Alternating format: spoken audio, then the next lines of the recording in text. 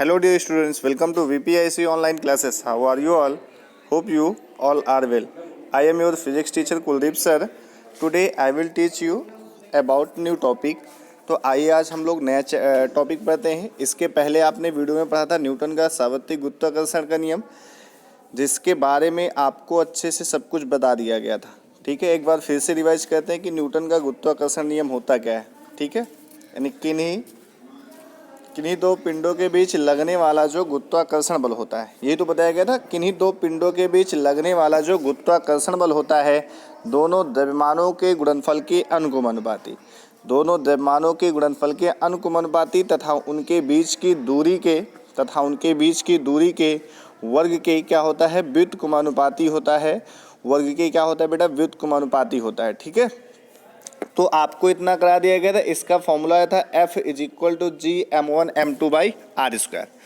F = G m1m2/r² आ गया था। यहाँ से हम लोगों ने कैपिटल G की मात्रक निकाला था। कैपिटल G की मात्रक हमने निकाल लिया था ना कि कैपिटल G का मात्रक क्या होता है। कैपिटल G को न्यूटन का सार्वत्रिक गुरुत्वाकर्षण नियतांक कहते हैं। क्या कहते हैं? न्यूटन का सार्वत्रिक गुरुत्वाकर्षण नियतांक कहते हैं। इसकी जो वैल्यू होती है, हमने वैल्यू के बारे में भी बताया था कि कैपिटल G की वैल्यू क्या होती है। कैपिटल G की वैल्यू जो होती है वो होती है 6.67 × 10⁻11।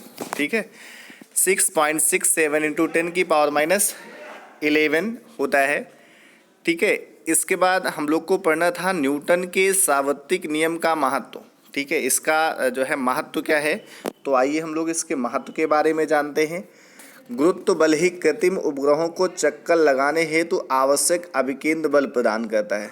ठीक है, जो गुरुत्व बल होता है वो कृत्रिम उपग्रहों को, कृत्रिम को क्या कहते हैं हम लोग, आर्टिफिशियल सैटेलाइट्स कहते हैं, को चक्कर लगाने हेतु आवश्यक अभिकेंद्र बल प्रदान करता है। अभिकेंद्र बल जो है आप लोग के लिए एक नया वर्ड है। अब जानते हैं अभिकेंद्र बल क्या होता है। जैसे कोई वृत्त दिया गया है, ठीक है, कोई पिंड क्या होगा, किसी वृत्त के परितः जब क्या करेगा, चक्कर लगाएगा, तो उसके केंद्र की ओर एक क्या करता है, बल कार्य करता है। इस बल को हम लोग क्या कहते हैं, अभिकेंद्र बल कहते हैं। ठीक है, यानी कोई भी पिंड अगर वृत्तीय गति करता है, ठीक है, यानी सर्कुलर मोशन करता है, तो उस कंडीशन पे उसके सेंटर की ओर फोर्स रहेगा। इस फोर्स को हम लोग सेंट्रीपिटल फोर्स कहते हैं। क्या कहते हैं, सेंट्रीपिटल फोर्स, यानी अभिकेंद्र बल कहते हैं।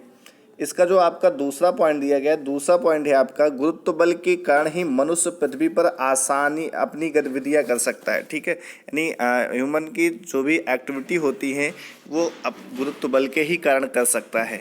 ठीक, उसके बाद क्या होता है, तीसरा पॉइंट होता है, पृथ्वी पर वायुमंडल की उपस्थिति भी गुरुत्व बल के कारण ही संभव है।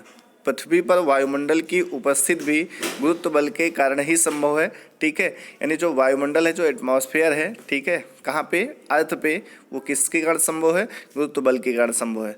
आपका चौथा पॉइंट है, गुरुत्व बल के कारण ही पृथ्वी से ऊपर की ओर फेंकी गई वस्तुएं वापस पृथ्वी पर आकर गिरती हैं।